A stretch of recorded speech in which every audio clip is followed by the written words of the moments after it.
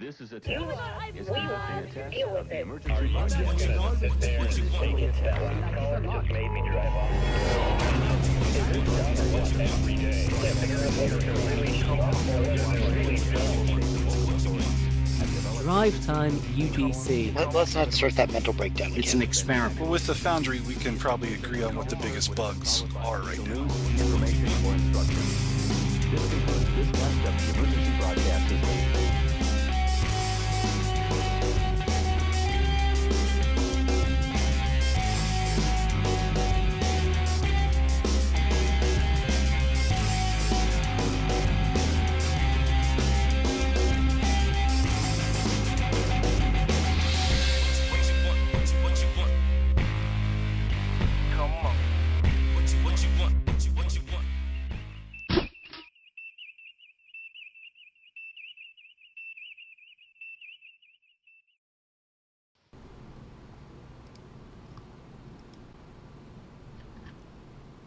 And we're live.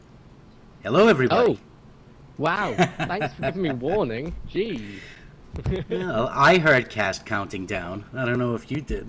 Wait, what? Cast was counting? What? Well, he was right on the money.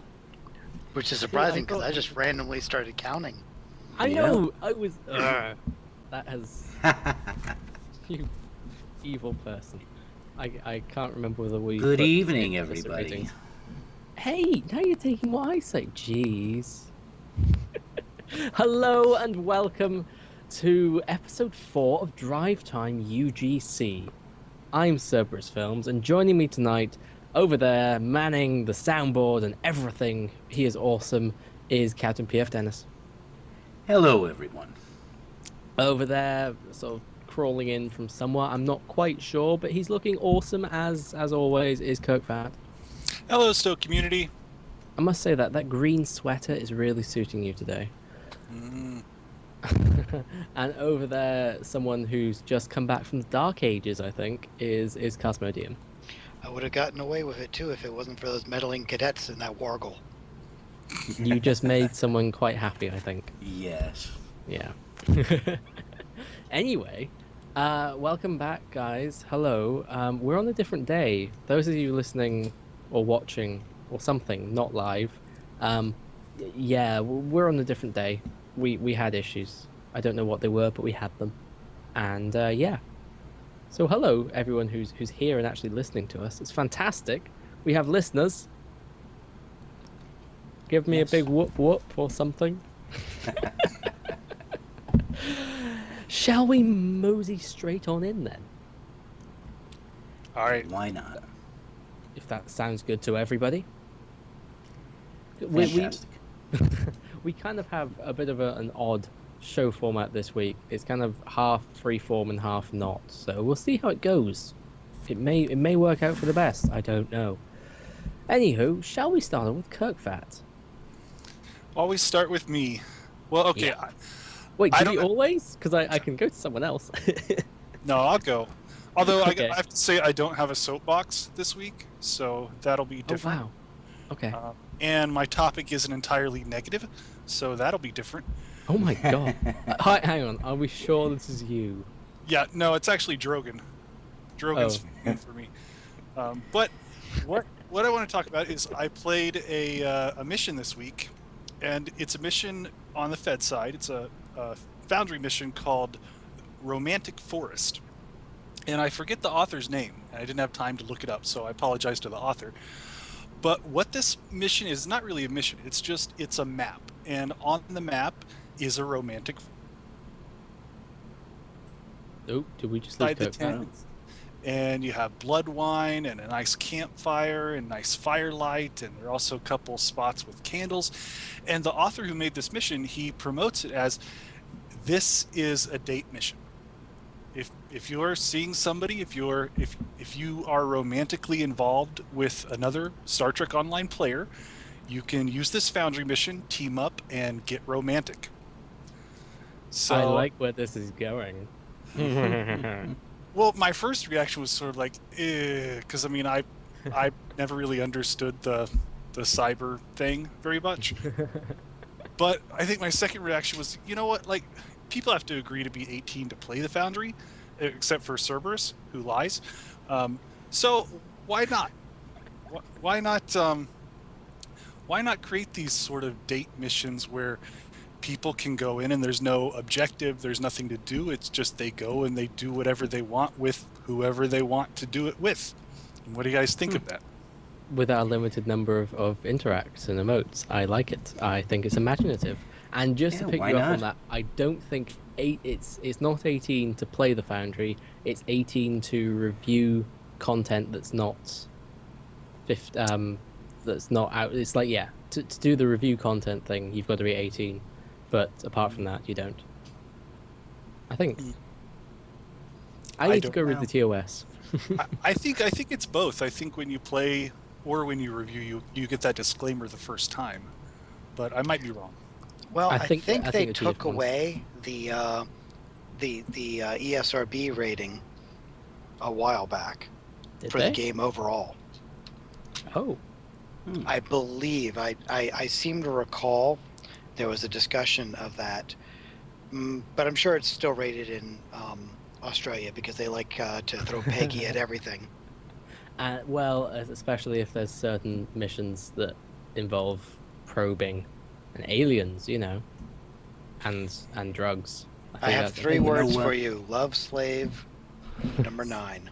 Hey, that's actually a very serious mission dealing with the rights of artificial life forms. It takes on very philosophical questions. So, Yeah, Okay. I have no pretense about my missions being philosophical or anything. There's Or- a slave camp and there's a red light district in the slave camp. Just saying. but I Or mean, Well, relics, where you violate Starfleet protocol and have a relationship with one of your officers. you have a choice. You have a choice. You can say no. You know, I was under an alien's influence, or you can tongue the Andorian. You totally have choice there. Please tell me that is the actual option. It says tongue the Andorian. Well, actually, the first round, the Andorian tongued you, but then I got some complaints that, God, the Andorian stuck her tongue down my throat. What are you doing?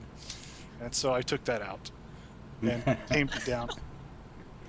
But I do well, I think think I do think there are some imaginative things here with this mission, Romantic Forest. I mean, imagine if let's say you built just this really elaborate Ryza private beach house, and in it were maybe 300 props, and the other 175 props were all invisible objects. So it's all tied with optional objectives, and you could let 2 players go and they could have dinner together, and there would be all kinds of different options for what the waiter serves and different pop-ups, and it would just be all kinds of different things with optional objectives. Maybe they could go for a walk on the beach or gather slugs or go fishing or whatnot.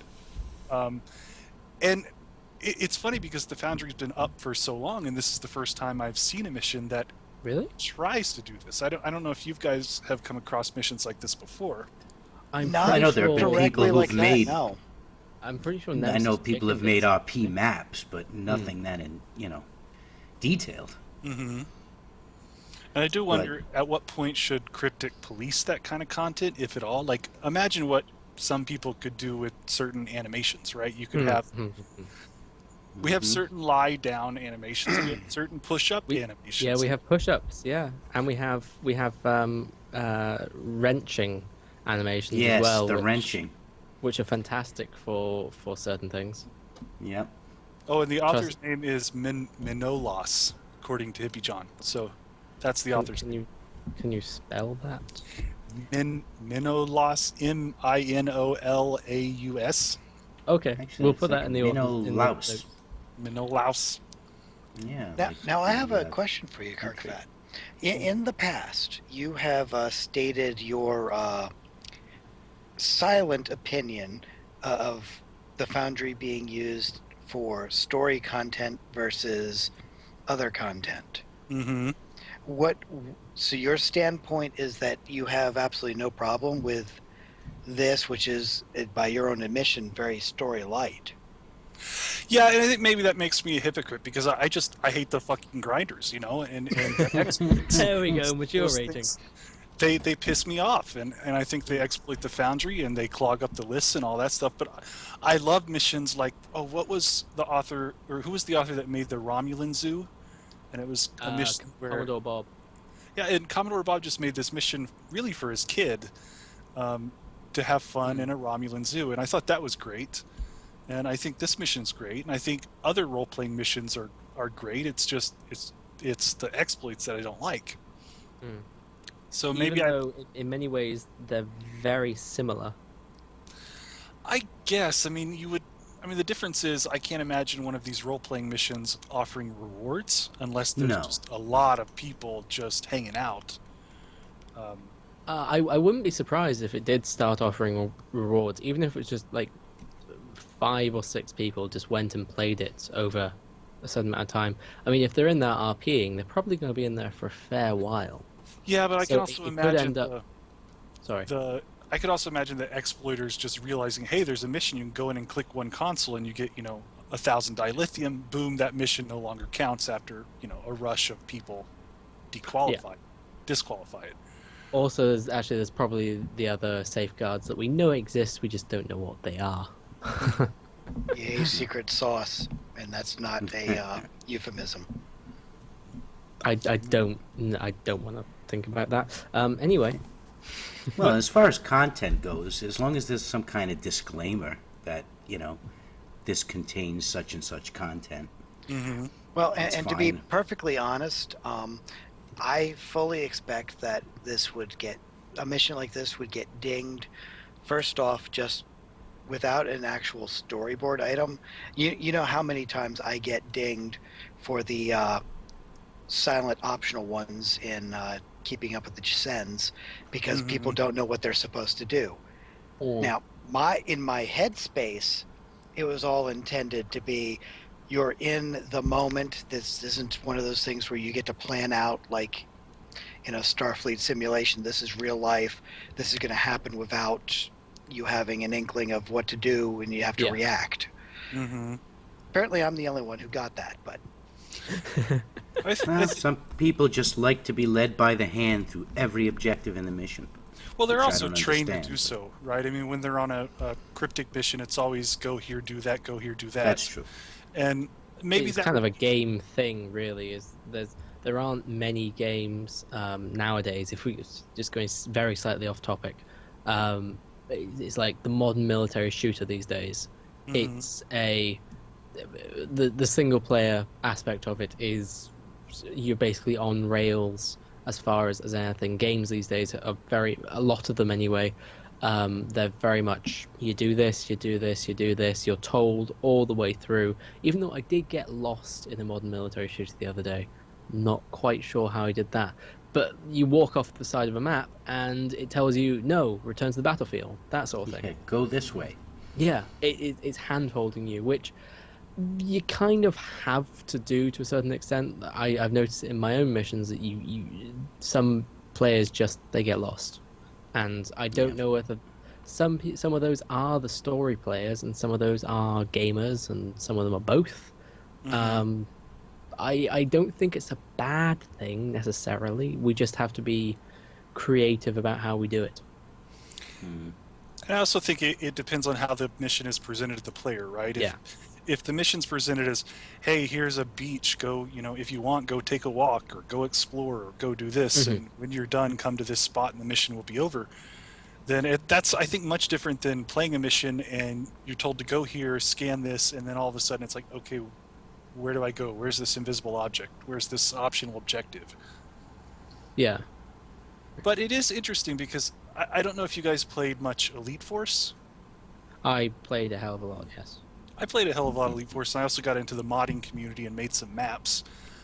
But that was a pure shoot 'em up game, right? That was just first-person shooter.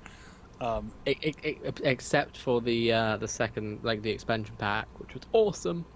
Right. But there You could was, walk around Voyager and blow up Voyager. I like that. but there were so many people who they just built ships for role playing, and they assembled crew for role playing, and it's And so weird. it's still going. Is it really? Yeah, This last- they just got. I think it was last year. Have you heard of Brex in the SEO? Yeah, he's part of that, or at least he was, and is following it along. And they just got the licenses from, I think it was either Activision or Ravensoft, so that they can actually distribute their own copy of the game, just so That's that they awesome. can, yeah, just so that they can do the RP stuff with it. It's now legal. They can they can distribute all the parts of the game, which is just awesome. It does seem like there's a big difference though between Stowe and Elite Force, because both games are really combat heavy. Both appeal to Star Trek fans, yet one has attracted these dedicated role players, and I don't see those people around STO. And except But for the would- occasional dancing at Drazana and that kind of stuff. I mean, like, Yeah. there was an example with Elite Force where they gave out the tool set, right, and it was incredibly complicated, and it had a huge learning curve as far as learning how to build maps with Elite Yeah. Force, and it was a pain to try to learn that tool. Yet people went to great lengths to build their own starships and to go through role-playing sets and all that. Yet here we have a different Star Trek game with its Foundry, which is, supposedly easier to learn and to use. Yet we don't see that role-playing community. So I'm wondering what is the difference? Is it because one's an MMO? Is it a different time in Star Trek history when there are a lot more fans? Well, I think my question would be: would we know if there's this RP community? Because we know that there is RP in STO. I've seen Yeah. it. I think there's an RP forum section, isn't there, where people get together and they say, okay, we'll go and do this, blah blah blah. And I we see the dancing all the time, but I see other RP type things occasionally taking Yeah, place. they're always hanging around in quarks. But I I've wouldn't seen that a lot. I wouldn't be surprised if there was a massive RP community. It's just we don't really interact with them, so we don't really see them, especially if they're all off on Foundry maps.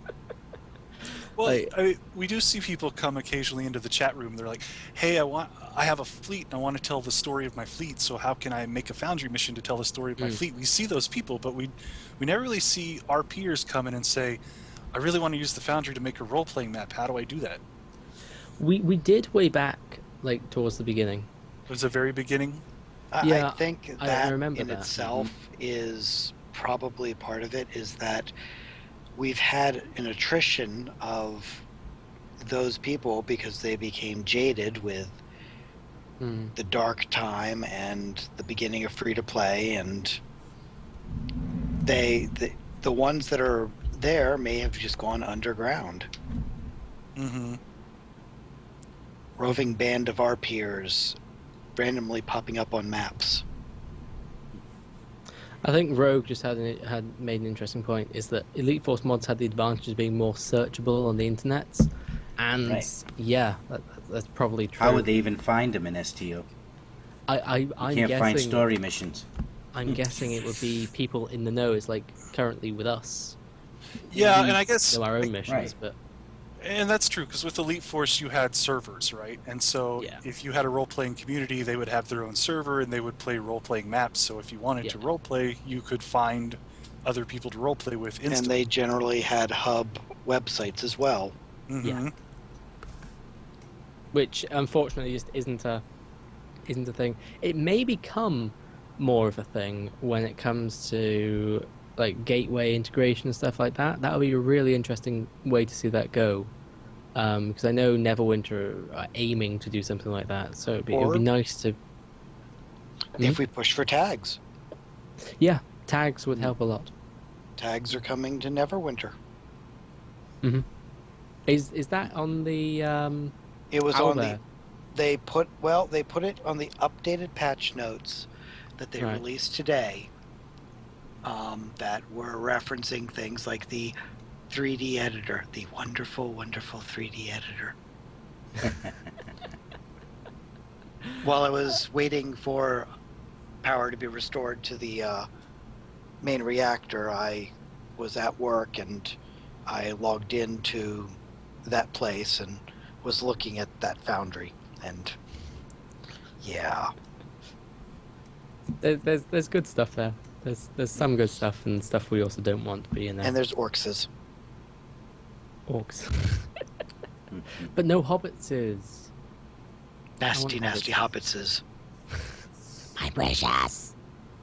That was actually pretty good. I think it was helped by the microphone distortion. Didn't sound good on my end. So, anything else you got to say on the topics of that, or should we move on to something else? We can move on. Okay. Tell you what, I know you have another one, KF, but shall we? We'll go on to Paul's. What do you have to Yes, say? mine's not huge, but it's worth discussing. That's what she said. Yeah. Over the weekend, there was just a few of us on. I believe it was probably like early yesterday morning. I was having a conversation with Johnny Snowball, who was working on his mission. And what he had wanted to do was mix in an enemy mob with innocent bystanders and have the enemy just attack the player and not the neutral mobs.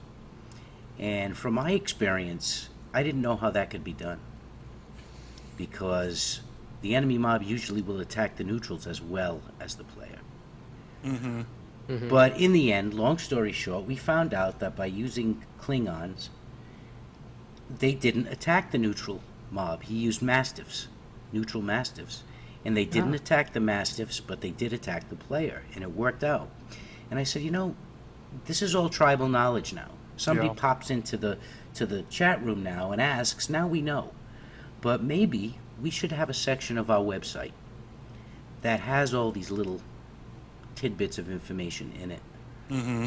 Mhm. I know it's tough to find, people to dedicate themselves to this stuff, but we really should start recording all of these little things. Yeah, I think that's a great idea. I mean, we do have some stuff like the NPC lists of what actor is which. Right. And I would say 80%, I would say probably 75% of every part of my tutorials is tribal knowledge.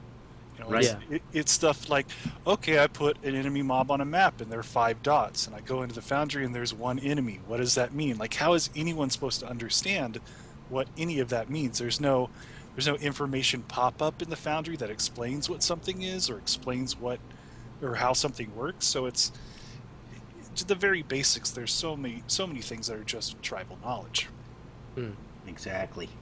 I mean, and I love having people come into the chat room and, you talk to them and help them out. But, it's also nice to be able to go to a website, click on something, and be able to find it. I mean, some people just don't, they feel a little shy or reticent to come into the chat room. Right. Perhaps it's time that we all got together and did a concerted effort to update the tutorials that are on STO's website. Get in touch with Brandon, etc., and just say, right, we're going to completely redo the tutorials, basically Kirk that. Just redo the tutorials, and this is how you do it. Yeah, those And that sort of tutorials get so out of date so fast, though, too. Well, I don't think they're going to get out of date for a while now, because, I mean, all those tutorials were done before Season 4, weren't they? A lot of them were. A lot of them. Yeah. So, like, big stuff has changed. But even just, like, with what we know now compared to what we knew then, and how, and, like, even that we know what people don't understand, if that makes sense. Like, we've heard all the questions that keep coming up over and over and over again. And perhaps we could address those better. Yeah. I mean, it's kind of what we tried to do a little bit with the Authors Academy, but and it's certainly something I tried to do with the Back to Basics tutorial series. Right, which were all done after the major changes. yes, they're fantastic, by the way. Just saying. If I was a new player, they would be fantastic. Mm-hmm. But there really is no manual. There's no real way to go to a website and say, what does wander mean? Oh Lord, I Wonder still means have to so dig many up things. that Yeah. post occasionally and read through it and go, ugh. What Are do you you talking mean? about the sticky dev Yes. thread that makes no sense? That Yes. I Which one's read that? I read that thread at least 10 times before I was like, okay, I understand 80% of what this says. There are sentences in there that are just they make no sense whatsoever from a non-dev point of view. Like Which I thread is still don't that? I can't. understand. Oh, it's a sticky thread in the forums on advanced NPC behaviors. Okay. And it explains like wander and wander speed and wander duration and path nodes. I still don't understand the explanation for path nodes. Your jobs. Do you See, guys? this is where you have. This is where your problem stems from. You don't need to read. You just do, and if it works, it works. But I've messed around with path nodes a lot, and they have Yeah. no consistent behavior really, except Path nodes don't seem to do anything at all. well, I guess the more path nodes you have, the more the NPC pivots. And Basically, Yeah. that's what the number of path nodes kind of dictates where it'll stop on its travels and go, okay, I'm going to go in a different direction now. Okay, I'm going to go in a different direction now. Mm-hmm. So if you have 10 of them, as long as you have the duration set for the maximum amount of time, you can pretty much get it to drunken walk down a hallway. Yeah. Or we can use whatever word. The Wow, patrols. great. Patrols. That's the one. Which I've given up on wander. I use patrol for everything now. Well, patrol is the guided hand, whereas wander was, well, wander. I like Wander to add life to a station or to an area, and they'll just randomly walk around and walk into walls. I find that funny. I use Wander for that sort of stuff. But Yeah, Patrol, the Patrols downside is is fantastic. But you end up with civilians wandering into secure military areas, star bases. It gets awkward. there are ways around that. Like you can put up walls and take down the invisible walls when you go through somewhere, that sort of thing. But I know what you mean. It can be a bit of a hassle. And there's also a Although- lot of tribal knowledge with that stuff too. Like just the fact that if you turn wander on, a lot of times your NPCs are nowhere to be found in the map, which was the problem I had with the latest mission I made. It was like all my NPCs were where I wanted them to be until I turned on wander, and they disappeared from preview mode entirely. Oh And wow. It was the same thing with jobs. It was like I put an NPC group on the map, turned jobs on, and then went into preview, and I couldn't find them anywhere until I published the map, and there they were, walking like zombies between consoles. Well, and even that in itself, jobs themselves, ever since the change to the way the editor displays objects, there's almost no way to know which one of those circular consoles has a job on it if you just didn't know that it was the second variant. Yeah, we used to have the little red man. Or the little red man, and then it changed. Like the first change, we lost the red man, or a lot of them, but we still had the little Red arrow. white node above it, and things like that. Oh yeah, Right, and when you yeah. placed it down, we had the red arrow. That was useful, but now I'm having a really annoying time with the way things are coming out when you place them down on the map, as in the where the icon shows, but it's not actually where the object is. If that makes sense. That happens to me all the time. Or actually, I figured out that it was putting down one of the doors. I think it was. I think it was the Klingon door. Or no, maybe it was the Romulan. I can't remember now. Romulan door is not nearly as wide Yeah. as the actual door.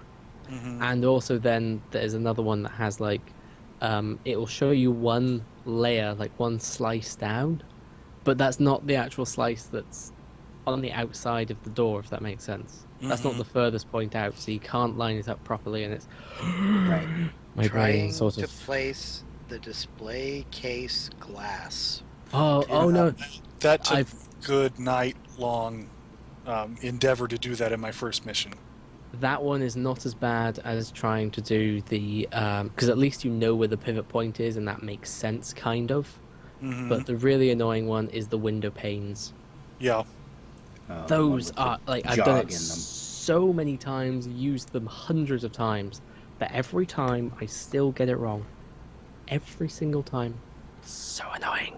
See, It looks see, good I, when it's done. I'm the exact opposite. I have no problem with that one, but the stupid display case.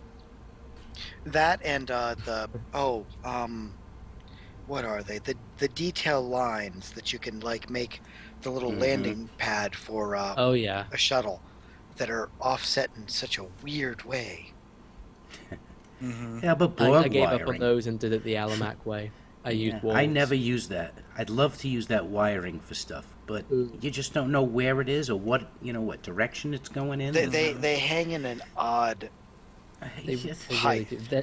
They're too big as well, and they don't work in anything but a Borg interior, I'm afraid, because it's big and it's open and it's.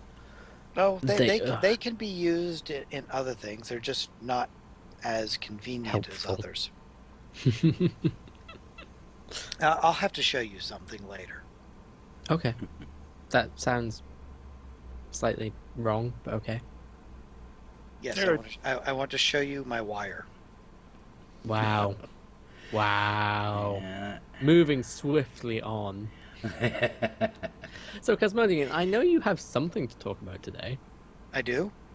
Well, apparently you have two things, but I don't Well, mind. I you want to guess start? I'll throw this out on the table. Hang on, you were we- just talking about showing us your wire, and now you're talking about throwing something on the table. I'm a bit concerned. As well, you should be. Oh dear. The I'm going to ask the question. We've often said we want this, we want that.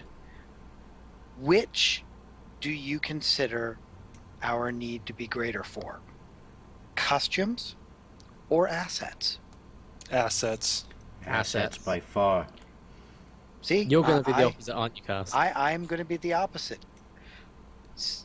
I have been on record many times since, I don't know, March of 2010. 10. I didn't want to actually say it out loud. But Hang on, actually, is it 2010 or is it 2011? it was 2010 2010. when we first got the TOS interior pack with the costumes. That was also the last time we had a major costume update in the Foundry up until we got the Romulan stuff just recently. Mm-hmm. Which, Hang on. yay, Did we... Romulan stuff.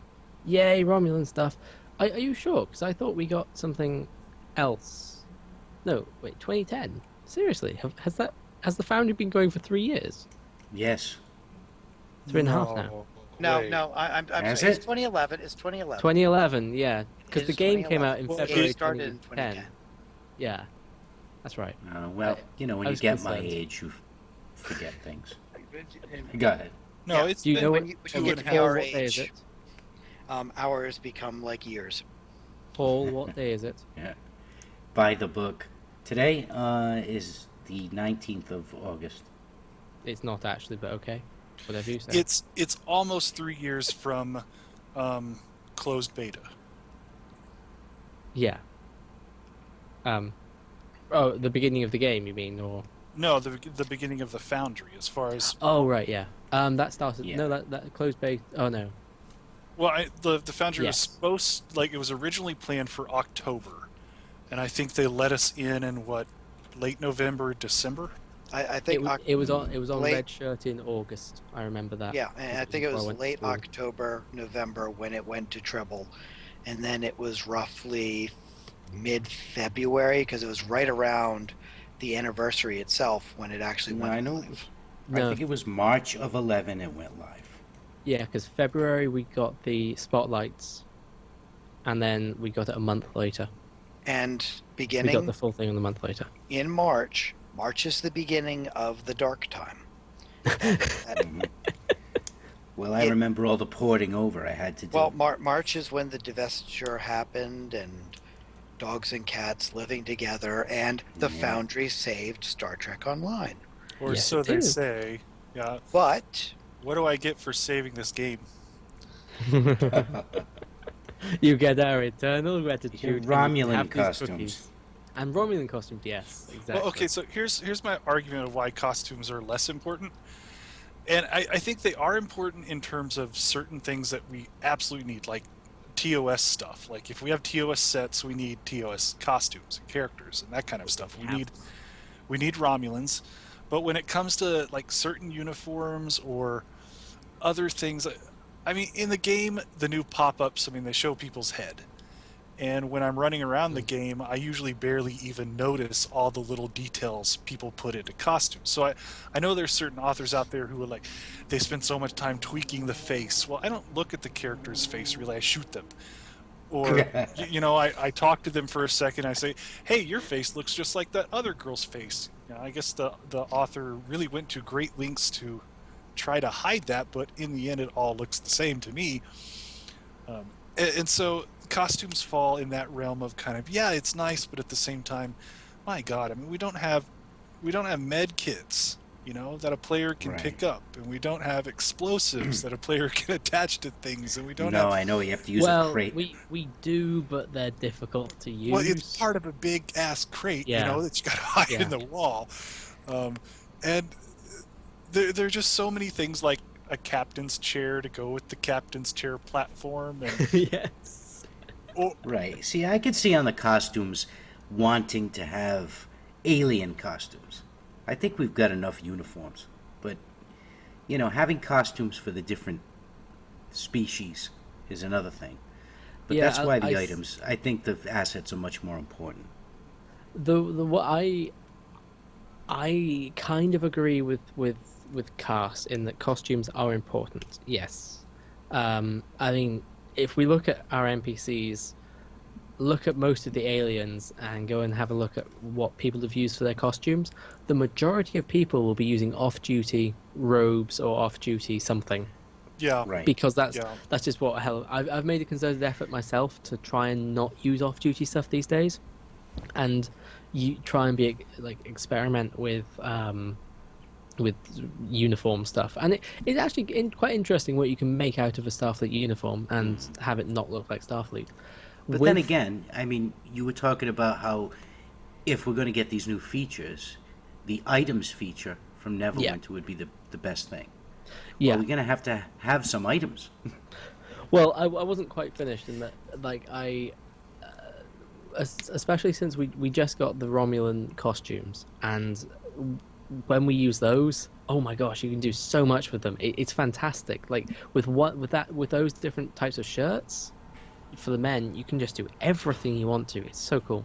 Anyway, as far as assets goes, though, I've always been an advocate saying that you can do anything in the Foundry if you use a bit of imagination and spend enough time at it with the assets we have, and I think that's very true. And we don't need costumes or assets, but it would be very nice to have them. Like we can look at what Alamac's done, or look at what Kirkpat's done actually, as far as like the interiors for that Vulcan interior. You can do so much with what we have, but it would be so nice to have some of the new things. Yeah, Like I mean, there are when some we got those things glass that we panes. just simply need that we don't There have. are. There are things that we just can't do. Like, I don't think I could make a Federation warp core that looked like a real Federation warp core within a real Federation engineering section. No. Because we only have the purple thing. Right. Mhm. And I mean, the warp core, I mean, how many maps in the game have a Federation warp core? There's one, two? One? There's two of them, I think, now. Oh yeah, one's a But big how many of them are engineering on and ships that are undamaged? One. None. Oh, is there one? Belfast Bridge. Okay. Except then you're stuck with a Defiant class warp Yeah. core, which isn't really a warp core. It's more of a mushroom. Yeah, I agree. There's a lot of really cool. I'd love to have some of the moving assets and things. Those are just so cool. Like I really, really want the Singularity core from the Romulan interiors, because that just looks amazing. I mean, you could use that for anything even like not just singularity cores. You could use it as like an art piece, or as a sun, or something like that. Anything. I'll tell you, there are just so many. Like, think about just the animations we could use, just for our NPCs. I could make a list of 100 animations that would come in handy. You know, But that we don't have. are those animations in game already, or are they not? No. I just want a sitting and talking animation. Yes, We but don't we have want that those. for other reasons. Well, I'd use it in a mission. Yeah. Actually, don't we have one? No, sorry, I'm There's- thinking something else. Nope, there's nothing with the character sitting No. and speaking at the same time. Even the kneeling and singing, the mouth doesn't move, That's what she which said. doesn't make any sense. But Hmm.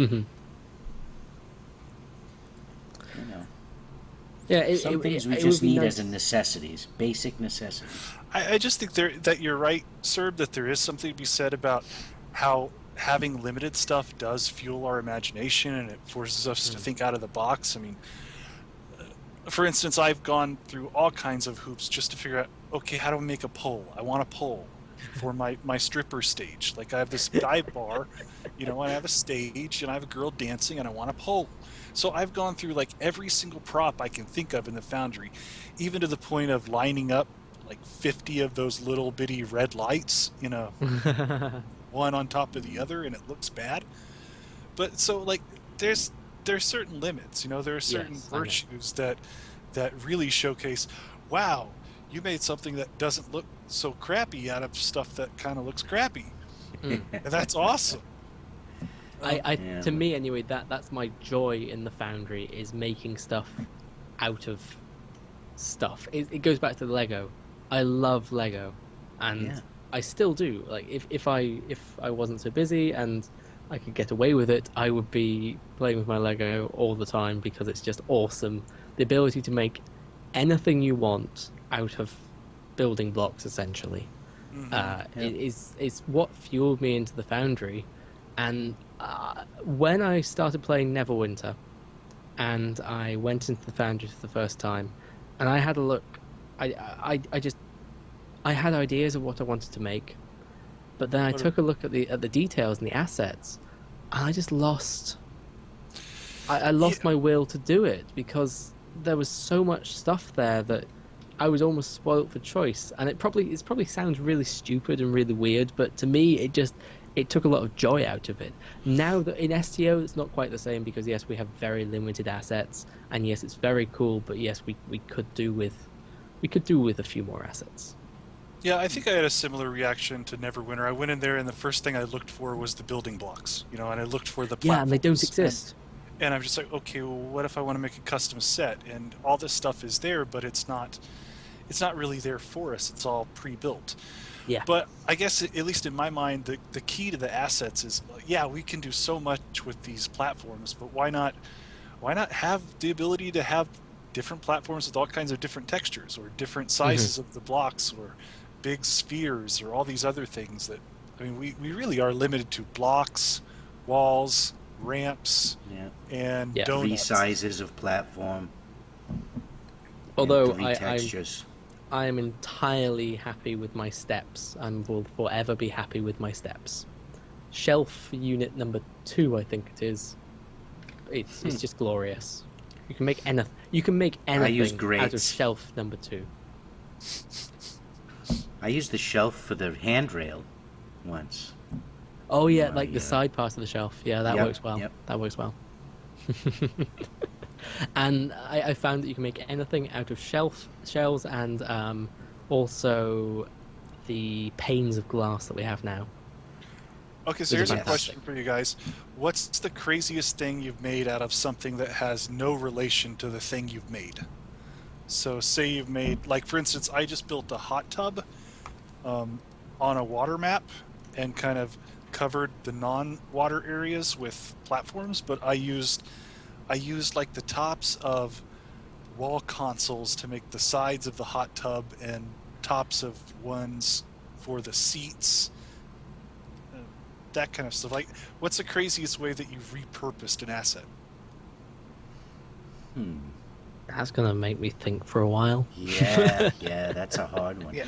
Right now, offhand, the first thing I can think of is using the colony connectors to make a defensive wall around a structure. Hmm. Hmm. Those things can make nice walls when you stack them on top of each other.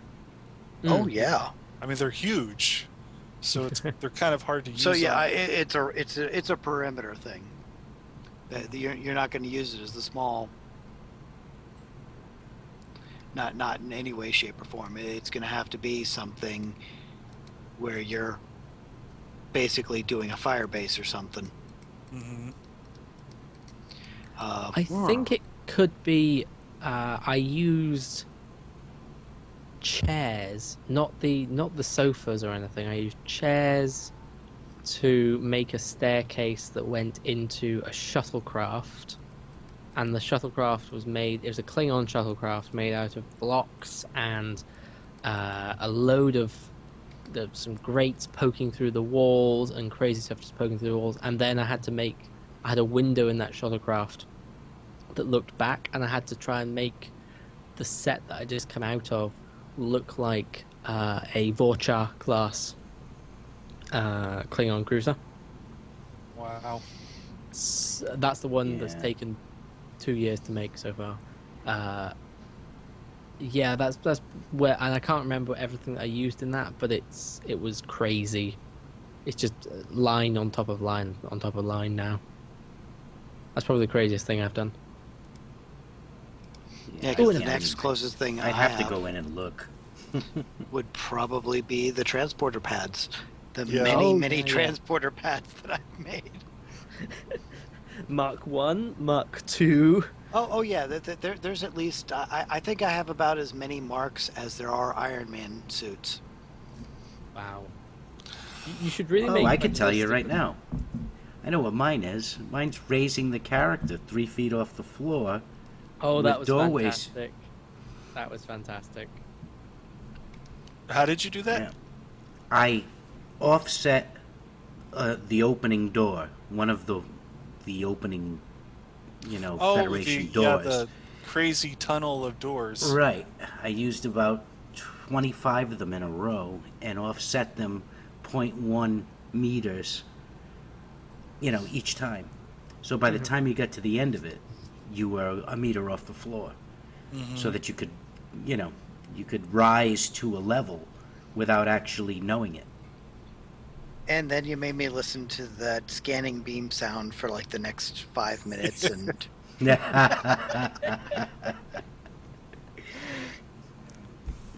Yeah, I used it again in my newest one. Just fast though, it's quick. See that just an idea of what the chat just said, or what took place about 5 minutes ago, was what Rogue Enterprise said. KF, there is no pole dancing animation anyway. What does it matter? And Because then I you have replied, a stage and I need a pole. yeah, and then Zorbane replied, "There's a sexy dance, and you can have the NPC dance in front of or behind." Yes, okay, Zorbane. Yep. Yeah, that's the ingenuity. It's finding. I know it's not for everyone, but to me, I've said it before. The joy of the Foundry is finding ways of doing things. I believe I have 4 words: slaves and seduction trailer. Okay. Wait, in a trailer or the trailer? The trailer. Oh dear. Yeah, see, I don't the trailer. mind having. Oh, go ahead. No, go ahead. I was going to say, I don't mind coming up with different ways to do things. But some things you just can't do. Yeah. And sometimes you just need the actual asset to do it. I mean, that bomb Ooh. thing. Someone just is, died. Yeah, no, I think that was a fire alarm in my building, but Okay. it stopped. That's fine then. Someone Something just- chirped. I feel sorry for the people listening with headphones. That wasn't as bad as it could have been. No, true. But yeah, at some point after you spend 3 hours trying to make a transporter pad out of barrels and Klingon walls and little lights, ow. You know, I still can't do transporter pads with. I still can't work out how how people use the dome lights on top of the pad to then I still can't make it look right, and it really bugs the hell out of me that I can't do it. What do you mean the dome lights? Like those little white circular lights? Large Yeah, light I just numbers 2 through. Are I you think talking about large lights 2 through 5, or are you I talking think about so. number 1, which is the white one? It's the white one, Okay, that's number 1. You right? just gotta. I You just have to can't set position it it. high enough, which I think it's usually about a point 0.6 offset. I think I figured out Okay, above whatever your ceiling is, so that it yeah, hides most of the body up in your ceiling yeah. area, and you just have the light part. Because I remember, I think one of the best I've seen is it was Saber Druids way back when he did the freighter asset, Oh, that's the and Mark One. yes, but that's still one of the best that I've seen. Even after that, actually, no, there was another one that I saw that was really cool. That was a Federation one, but I can't remember who made that. I kind of copied that a wee bit. Well, now Um, that we have our own transporter pad right now, what have your experiences been using it? Because I found that using the new transporter pad prop, it's every bit as frustrating sometimes trying to cover all the invisible yes. spaces as it was to make the transporter pad to begin with. hmm I like it for some things, but it's all I know that it's also annoying. I actually have had good experiences with it. I haven't had that much difficulty. The hardest part I've had is making the hallway around it so that the walls aren't impacting through the side. Yeah. Oh yes, yes. Well, so But what do you you can hide usually that. use? Well, for the base model, I'm using the generic interior one, Mm-hmm. and I just literally slap the transporter room up against one of the door frames Mm-hmm. so Ah, that you can walk out into the next room, and it has the door frame already built there for you. Yeah, I guess my problem was I was trying to use it on a non-Federation set or a mm. set that wasn't a ship or a Federation installation. So I had to use all kinds of weird Cardassian walls to cover the other side, and it was not fun. Yeah, for that particular thing, I think the harder part I had was actually making changing the floor. Mm. If you want to have fun, Yeah. try lining up the detail platforms 1 and 2 Mm-hmm. in such a way that you can make a continuous corridor shape without nasty, ugly overlap and stuff. Yeah. I was able to do it once.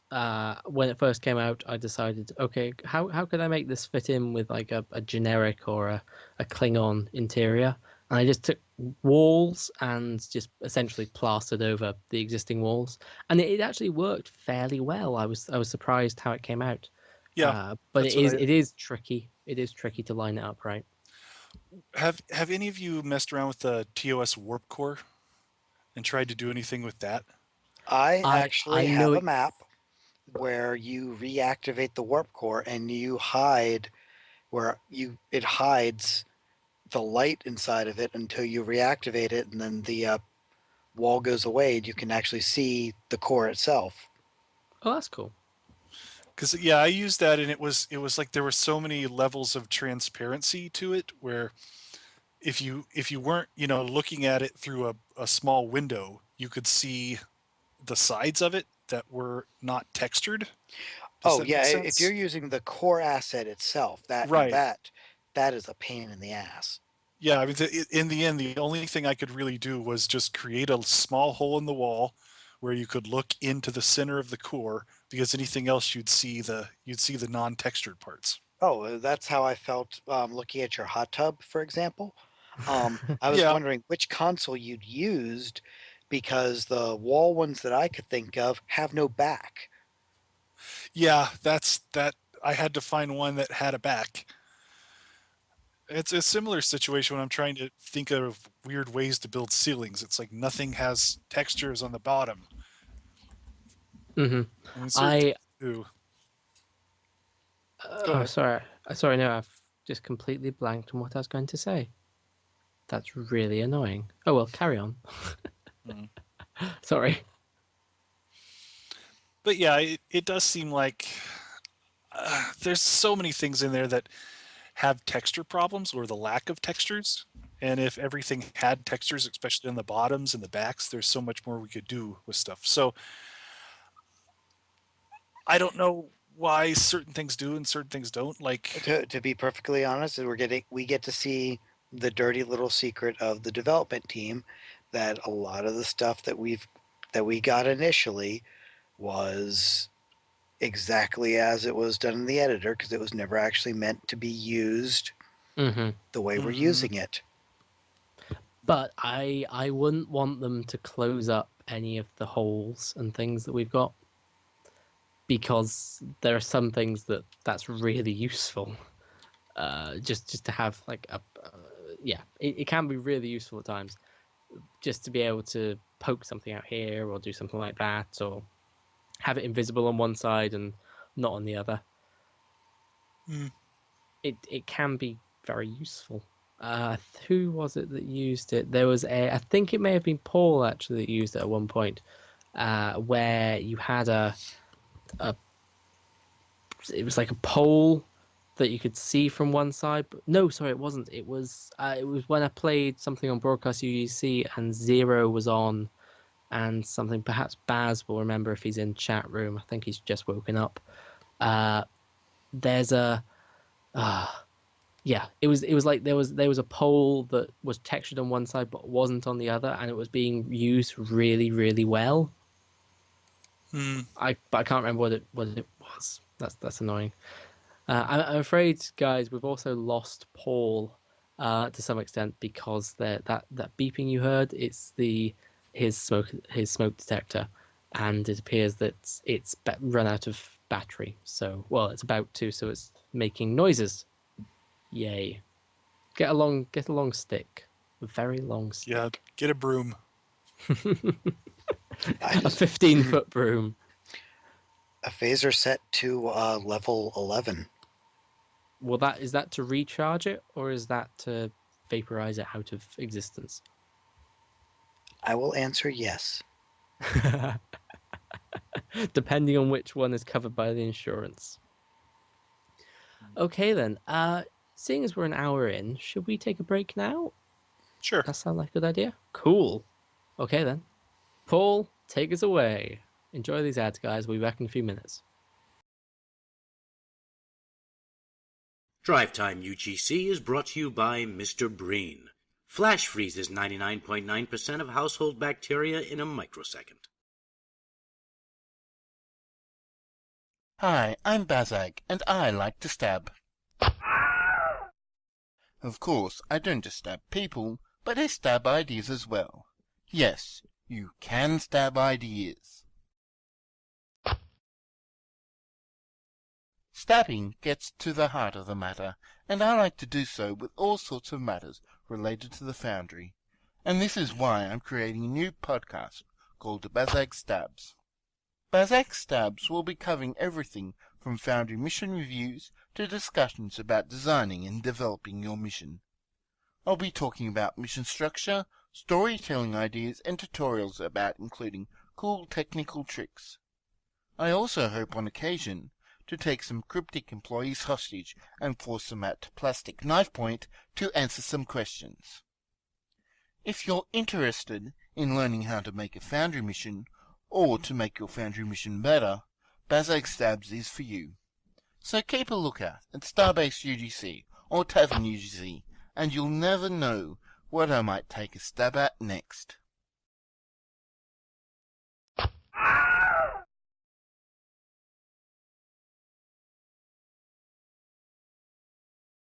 Hi there, folks. It's me again, Crazy Chalaski. but I'm here tonight to tell you about my latest creative career conquest. I've maneuvered myself in with musical masterminds to produce a performance of the classics as only Crazy Chulaski can. That's right, I made an album, the consummate collection of compositions from all over the known universe. I know you're going to go crazy yourself over this unparalleled audio offering. I'm calling it Chulaski Sings, because that's what I do. It's a cacophony of crooning the like of which none of you out there have heard before. Classic after classic comes careening into your cranium. This is a promise. So run out right now while they're still available. Act now, and I'm going to throw in a behind-the-scenes video of my recording sessions. I honestly don't know how an average humanoid can possibly stand all of this quality entertainment at once, but I'm willing to test the limits. That's right, because I'm Crazy Chulaski. Say it with me, crazy, crazy, crazy Chulaski. And my talent is insane.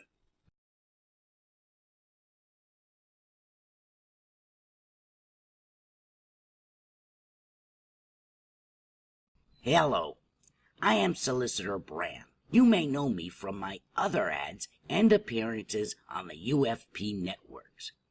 I'm here to talk to you tonight about Eudenitis myocloria, or Gatron's disease. This affliction has become common among dilithium miners all over the galaxy. It is terminal, and there is no cure. I do, however, prescribe large doses of latinum as a treatment. Gold-pressed latinum makes everyone feel better, especially me. So if you or a loved one have contracted this deadly ailment, contact my office immediately. I will fight the mining consortiums to get you the compensation we deserve. Honestly, what do you have to lose? You're not going to be around long enough to care. At least you'll go to the grave knowing that we hit these jokers where it hurts them most. Watch this. Well, it looks like those miners are going with a public defender. We've got this all wrapped up. They don't stand a chance. Wait, it looks like they've changed counsel. They're going with Solicitor Bran instead. Oh no, that is bad news for our clients. We had better just settle this one. What are you upset about? The consortium pays us win or lose. Oh yes, I'll call Bran and let him know when to expect all the latinum. See? The whole system is geared toward moving these cases along as quickly as possible. After all, no one likes to hear about sick people. This is a happy utopian society and sickness is so negative. So contact me today, and trust me, you'll be buried in a pure latinum container. Like the song says, for compensation, I'm your man. Contact me today. Bran, Bran, Bran, he'll fix your problem if he can. Oh, Bran, Bran, Bran, for compensation, he's your man.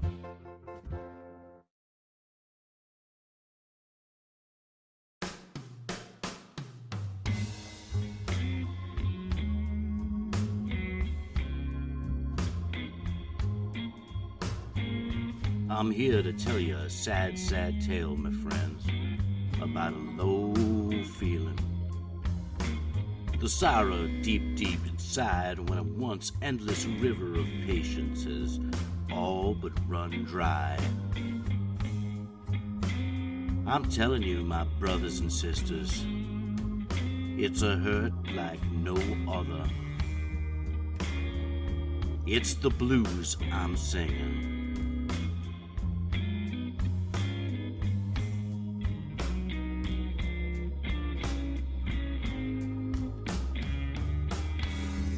Oh, I published me a mission.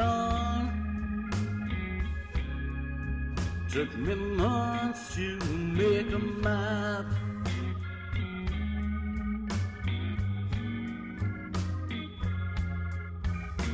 With preview time so lengthy, I had time to take a nap.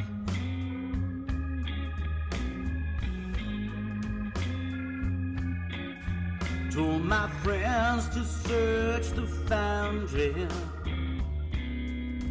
All they found was exploit craft.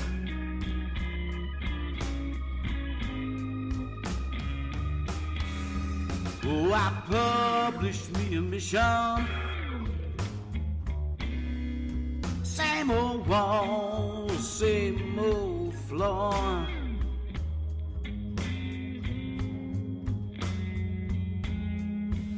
I don't even have no windows or any props we've been asking for.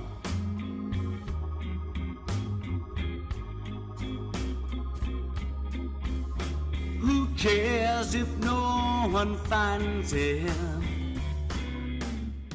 They've seen it all before.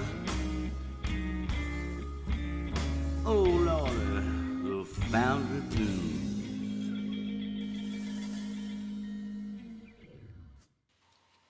Hello and welcome back, guys.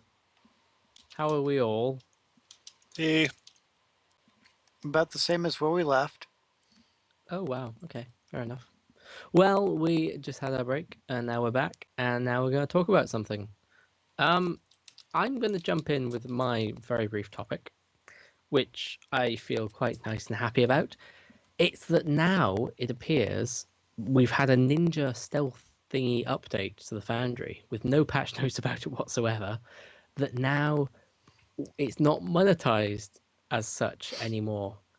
We can use, like, anyone now can make a liberated Borg or a Cation or a Ferengi character, NPC costume, without having to buy those things in the C-store. Was it last drive time that I talked about that? No, you haven't talked about it. Or was I it did bring Prime up Time? on one of them, I brought up the monetizing of Oh, the right. Foundry Sorry, through that. Yeah, you talked about the monetizing of it through that, yeah. And I approve heartily of this. I actually did get in the other day and went, oh, I can make a Pharisian. Now I have to find out a reason why to make a Pharisian. A Pharassan, is that what you're meaning? The bad kitties, yes. Yeah, okay.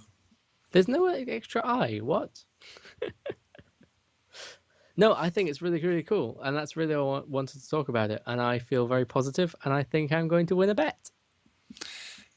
because we got something that was taken out, like over a year ago and never fixed, it was never, and then it was never taken out. It just, we never It was could do rebroken. It was rebroken. Now it's fixed, and because it got fixed, okay. I don't. Let me explain it this way then. When I see things being fixed, it means that someone is paying attention to it, which means which to me anyway, when things are fixed, that then means that they're going to go on and do something new. And I will say happy 3-month anniversary to long loading screens. And Which if we is can tribal knowledge on how to fix that. It was just tribal knowledge how to fix it. And maybe if we can get the loading screens fixed, we might just be close enough back to our beta, 0.7 Foundry? Mm-hmm. That I would like to comment that there was a statement made by a dev that I will remain nameless, but I'm sure everybody can find, who said that Neverwinter has been experiencing the same issues with loading screens and stuff as we have, and I have to we should test that. Yeah, because I didn't experience that at all. I also placed an object on the map from the right-hand side of the screen and had almost instantaneous load of the map. Yes, so, it's fixed on Neverwinter, but it was an issue. I remember it being an issue, but it was fixed. I don't know whether it was. I can't remember whether it's before the release of Neverwinter or not, but there was a huge load time. I think it was during the beta, and actually way back at press beta as well. About that time, there were very, very long load times. So I'm wondering whether we're just onto that sort of branch of the Foundry now. That may be the issue, and we haven't got the update. And at the rate things will progress, we won't get that update until Season 8, which puts it approximately October, November. It's only another month, 2 months. But no, I think we should maybe try and get a post, because the post hasn't been stickied, has it? As far as the workaround goes. No. I wonder if we can talk to the devs and see if they'll sticky that. just send a tweet to Brandon or something if someone makes a proper post about it. Yeah. Or if we knew a forum moderator. Oh, that's true. Yes. Where are those people these days? If only we knew 2 of them.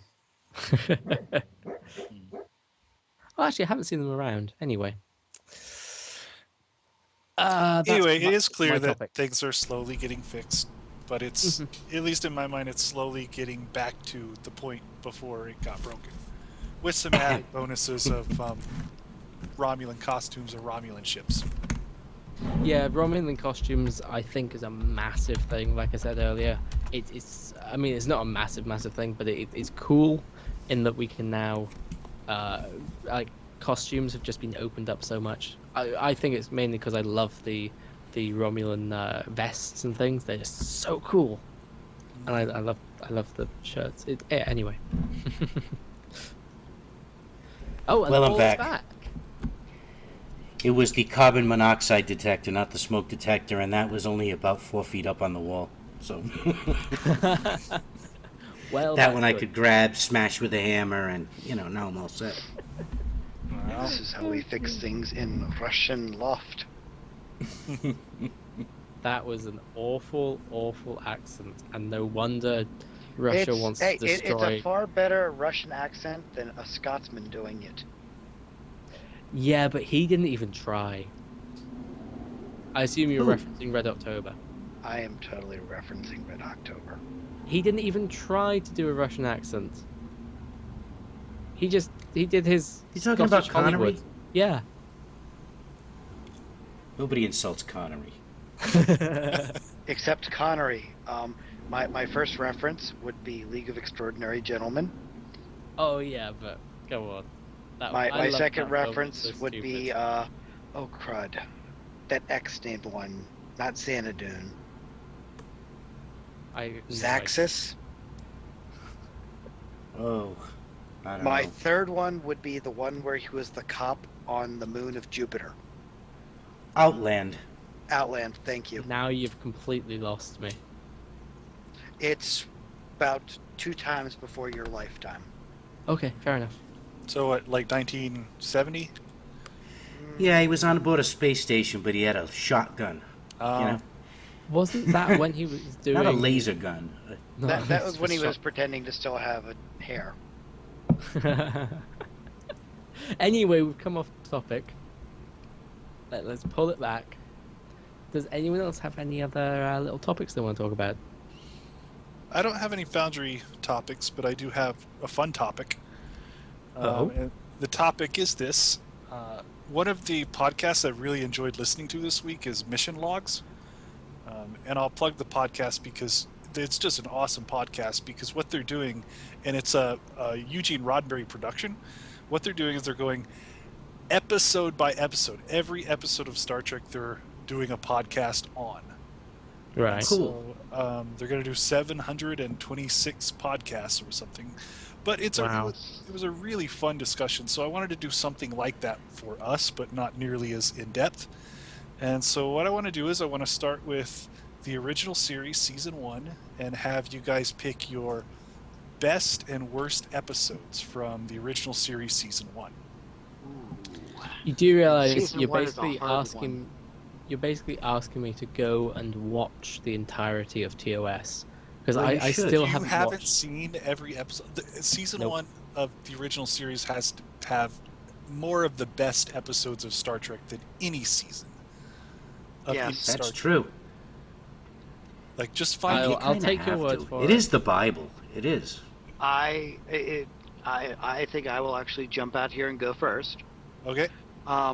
My worst episode, I'll go with that one first. Charlie X. Really? I mean- really did not like Charlie X. Oh man. Hang But on, it had Yeoman Rand and... Kirkbat, remember what you said. You're not supposed to. You Well, don't we want could- to go into depth. Yeah, but that was one of Rand's only episodes, really. It was the only one where she got any characterization, yes. Other than just being Kirk's clipboard girl.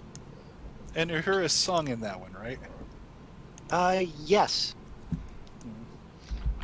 And I will go ahead and jump and grab City at the Edge of Forever as the best episode. And perhaps one of Harlan Ellison's best works that he's fought for years over. Yeah. Was that in the first season? Yep. Yes, it was. Oh wow, okay. Right. I knew both of those then. That's fine. I have watched the first season. All right, I'll go. I would say the word is the alternative factor, which has those really long, drawn-out, interdimensional, crazy fight struggles that they were just using to kill time. Do you guys know which episode I'm talking about? It's like... Yeah. So, I don't remember anything else about that episode but being really annoyed by those sequences. Best episode I'll pick is The Return of the Archons. Because that has to be probably my favorite episode with... Are you of the body? Blessed be the body, and health to all of its parts. Landrew. Landrew, and something about that episode is just my favorite. Even though, God, there's so many good ones. Like, we can run them down after everybody picks too. All right, sure. Yeah. My turn. Sure. I think I'm gonna have to go with Kirk Fed on the worst. Because I'm looking at them all right now. And that definitely was bad. Lazarus. Yeah, I didn't. Admittedly, when I was looking at the list, I didn't scroll all the way down and pay attention to everything. But I just really didn't like Charlie X. Anyways. Yeah. But I mean, you had some great episodes in this first season. There's some tremendous ones.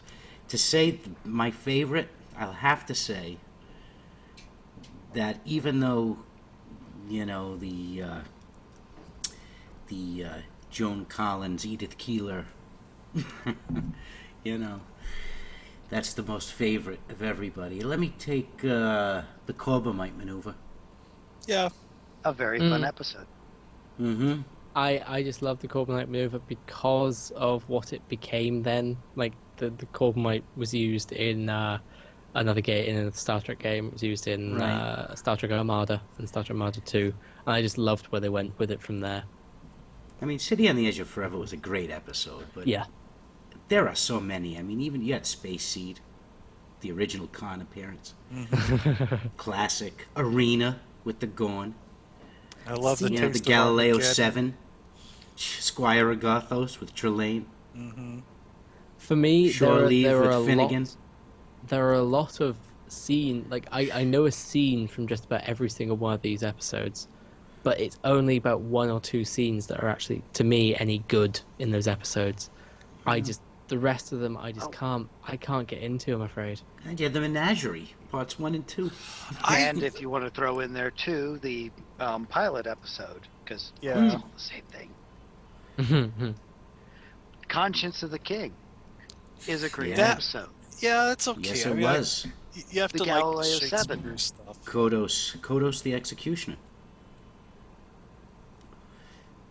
That was Court Martial was the one where Kirk was supposed to have blown up his rival in the antimatter pod. I really like that one because it was. I think that was Star Trek's first sort of court episode, court Trek. Yeah, and that guy, the guy who played the attorney, he was in the Maltese Falcon, so that was kind of a big deal that he was on the episode. And you know, I probably should actually revise my choice, seeing as how the Devil in the Dark was in season 1. Mm-hmm. And which one was that? Well, that's God. Oh, it's Horta's. Yeah. Of course, yes. Okay, I liked that. And one. I would be remiss if I did not champion the cause of the Horta. Yeah. That was although I'll tell you what, this Side of Paradise was not a great episode. Yeah. The Spores. Which is surprising because it's a DC Fontana one. Yeah, Since that's you're the one such with fans of... you're a freak, Spock, a freak. You belong in the circus right next to the dog-faced boy. I'll give Yuri an honorable mention though too, just because that scared the hell out of me when I was a kid with all the. I mean, it was so Children of the Corn like. Right. With the grumps. Now, Custodian, seeing as you are such a fan of the Horters, you should instantly know, without having to go and look it up, who played the Horter in The Devil in the Dark. It's just some guy, right? Yeah, I don't. Yes, it really was, but he should know this. The Horta played the Horta. You keep thinking that. You keep thinking that. Okay then, that's everything done then? No, because Oliver hasn't picked. That's true. Well, it's going to be embarrassing if Oliver picks, from what I can tell. I don't know them well enough to be perfectly honest. Like I said, I know scenes, and Then tell us your favorite scene. Well, it's not arena, even though that's the most, because that annoys me when it's just is brought up constantly. Yes, it's iconic, but it's also horribly, horribly cheesy. But I know.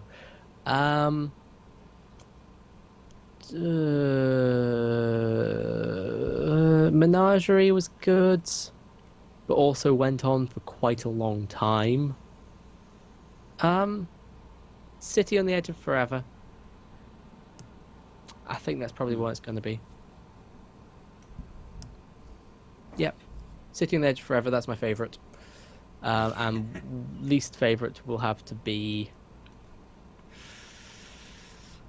I'm very tempted to say Space Seed, but actually no, it's caught between Mud's Women and What a Little Girl's Made Of. Those are yeah, one of those two. I'm not quite sure which, but yeah, they did absolutely. Miri wasn't one of my favorites either. And none of us picked Balance of Terror.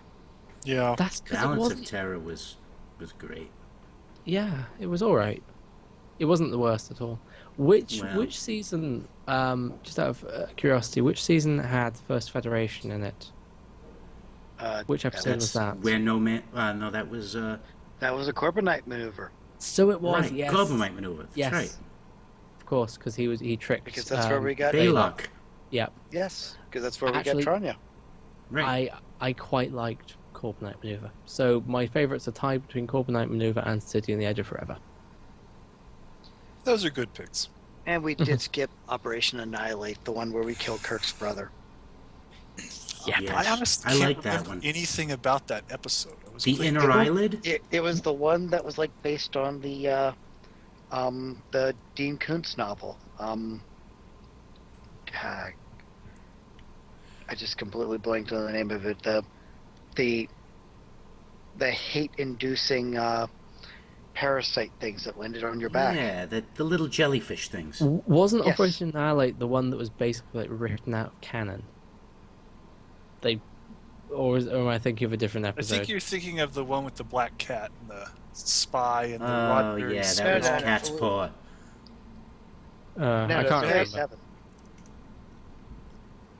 7. I don't remember Operation Annihilate He's at all. talking about Operation Annihilate. Kirk goes to the colony his brother's on in order to find out why they've lost contact with it.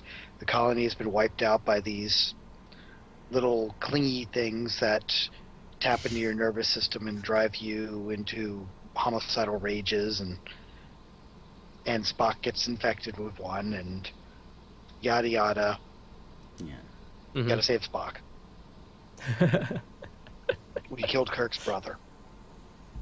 Except in the comics where Kirk's brothers lived.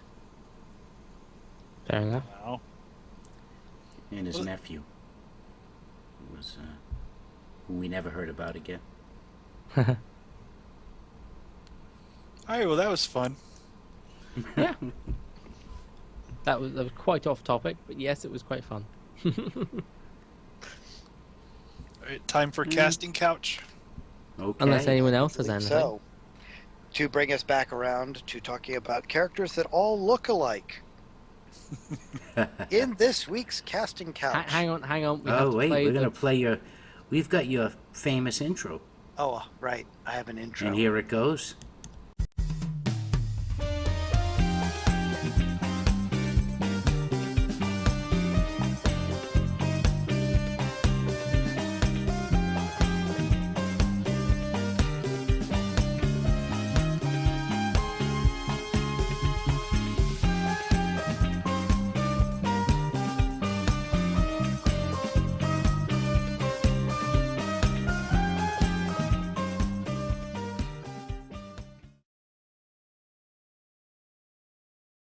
discussion later.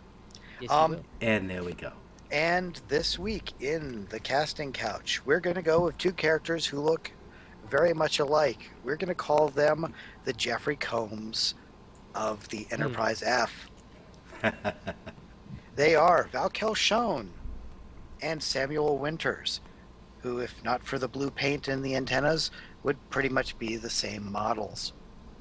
Now, is it just me, or is it a trick of the light? Or does Samuel Winters, does he have his eyebrow cocked? Like, I'm his It's a gonna face say shadow, off I Trick think. of the light. Yeah, it must just be the shadow. But his face seems very much off kilter. So does his hair. It's a bit unnerving. Yeah. Oh well. So, in my search to find square-jawed people to play these parts, it required a massive amount of scouring of the internet. I I disagree with that for the second one, but okay, whatever you say. That would have been my first You're pick. cheating and looking at the list. Yes. Well, for Valkel Schoen, I decided to go with someone who Oliver has probably never heard of. I had to go Jan and Michael Google it. Vincent. Oh. I have no idea who this guy is. Because you never experienced the glory that is Airwolf. Oh, God. I See, feel like I should. Last week it was Chips, right? Or last Yes, episode last Chips. week it was now Chips. Now we're on to Airwolf. 80s primetime television shaped my youth. Oh my god. Actually, it was Paul there- that did Chips there is- anyways. Hold on. There is airwolf.tv is a website. And you Well, can watch on all a completely episodes. separate thing, IDW Comics is bringing back Airwolf as a comic book series. Or maybe it was Dynamite. I think it was Dynamite, actually. See, But I that's love this completely already beside- because episode 1 was called Airwolf Shadow of the Hawk with an E. Yes, because his name is Stringfellow Hawk with an E. Oh, okay. Fair enough. Okay. But yeah, Jan Michael Vincent, he especially considering how craggy they made Schoen look and aged, I think he works well if you've seen a picture of him recently. Is he in Percent- anything that I would know of? Very possibly, but He was an Airwolf, wasn't he? yes, but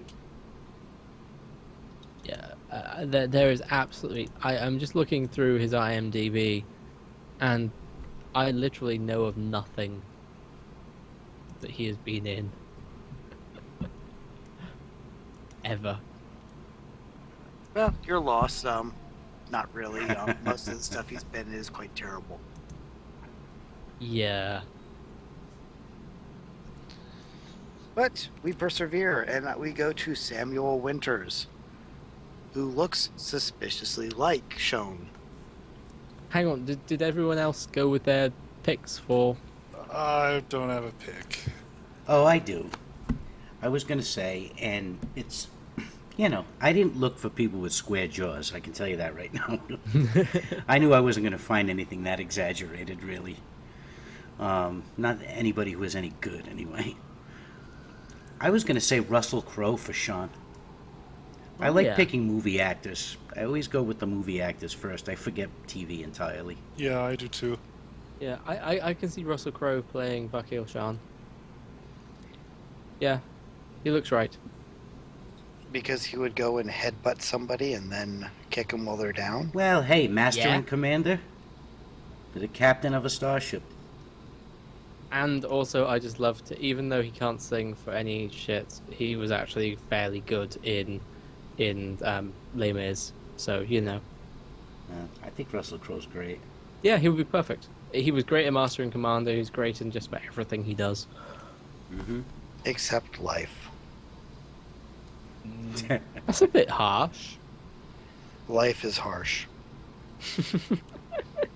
I will say, for some reason, I keep looking at winners and thinking of Biff Tannen. I don't know why. Yeah, I see that, though. Yeah. I unfortunately don't Butthead. remember his name. Oh, Hippie just said for Sean, Ronnie Cox. That kind of works, but he's a bit too old. But yes, a younger Ronnie Cox could work. Although he'd actually, looking at his stuff, he never looked young. Well, Beverly Hills Cop, he looked pretty young in comparison. Yeah, but still, no, he was middle-aged then, but I mean, younger than he does now. God, he looks. Yes. He was in Dexter. He looks practically decrepit now. Oh wow! I actually see a picture of him with color in his hair. Okay, right. He looks entirely different there. Okay. Anyway, sorry. Moving on. Well, my pick for Samuel Winters, I went with Channing Tatum. Yeah, that works. You just said it didn't. No, it didn't. Before I even had said who I'd picked, and you were looking ahead. No, I said something, but I didn't say he didn't. No, I was saying you said you had to scour the place. You had to scour the internet to find the actors to play these guys. Okay, no. fine. I spent Channing 5 Tatum. minutes. Channing Tatum would have been my first pick for that. Like just that what came into my head instantly.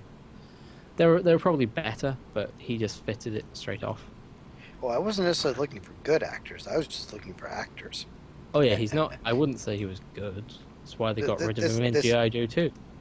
This is Star Trek. No, they got rid of him in G.I. Joe 2 because he cost too much money. Yes, it's true. And The Rock doesn't? Well, not really. The Rock will be in just about any action movie. That's true. Oh well. He's kind of like the Vin Diesel. Yeah, Fast and Furious. Yeah. Which he was in that movie. Right. With Vin Diesel. Yep. And oh no, Vin Diesel wasn't in The Expendables 2, was he? No. No. But he might be in 3. Oh my god, there's gonna be a 3? Yep. And is that confirmed? Yes, they're actually started filming today, believe it or not. Oh my god. Yeah, those are fun movies. One and was fun. I think Bruce 2 Willis was is out of okay. it, but they added somebody else, and I can't remember who it was.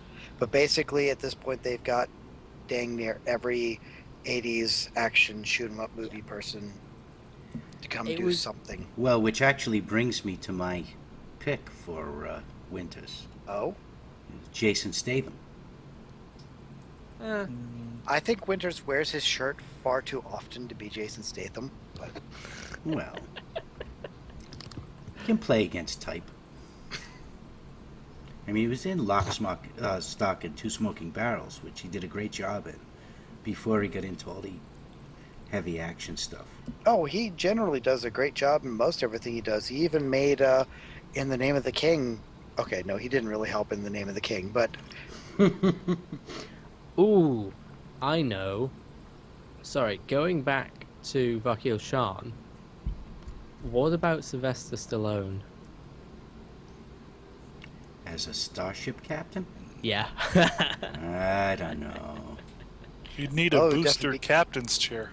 That's true. Andorians aren't that tall. So, you know. Well, I mean, for they have casting cup against holders. They must type, have, like, I mean, adjustable height. that's like saying Danny DeVito. No, Danny DeVito could never be a... Well, no, I know. Danny DeVito will be a... When we get to a Tellarite. Yes. Yes. Danny DeVito will be a Tellarite. That's perfect. No. Oh my god. Paul Giamatti, still the best Tellarite, I'm telling you. Isn't he the only Tellarite? Well, as far as So we Paul know. keeps telling me. Okay then, is that everything? That's it. I'm hungry. Wow. See, you need to learn to eat before you go on podcasts. It's the way to go. Anyway, yeah, we didn't have any audience interaction this week particularly, but we really do want to have audience interaction. So seriously, if you want to come on and talk about topics, come on and talk. next week, not next week, but next episode, we really do want to finally get to our Neverwinter discussion. We all have to make it a point to go in. I know I'm guilty of I will spending ask time. one real quick question. Which Neverwinter are we going into? Well, it's going to be a new one because Fury of Feywild comes out in 2 days, I believe. Oh, that is true. Comes out Thursday? I think. Well, Thursday's generally patch install day and not Tuesday. Yeah. Thursday's patch day. So yes, it comes out on Thursday. But we may also have a nice little chat with some of the Neverwinter developers on Primetime this week. So stay tuned for that. It depends on whether they actually have time or whether they're bug fixing still. But stuff. So yeah, if you have anything to talk about, even if you can't make it to the live show, send us something at mailbag at primetimeugc.com, or send us it via Twitter at primetime_UGC, or at DrivetimeUGC, no underscore on that one. And I think that's about it. Yeah. Anyone else have anything to say? Well, No. I could be reached at Starbase UGC as Kim the Rest, plus also at Casmodian. Kirk Fat, what about you? Cap. Sorry. At KirkFat Twitter, or in the Starbase UGC chat. Paul? Yep, I'm at PF Dennis, and I'm also in the chat. I'm at Cerberus Films, CERBERUSFILMS, because no one ever spells it right. And thank you very much, guys. We'll see you next time. Bye-bye. Good night. Woof. This is a test. Emergency broadcast. This is a test of the emergency broadcast system. Broadcasters in your area, voluntary cooperation with federal, state, and local authorities have developed this system to keep you informed in the event of an emergency. If this had been an actual emergency, the attention signal you just heard would have been followed by a later news, information, or instruction. This concludes this test of the emergency broadcast system.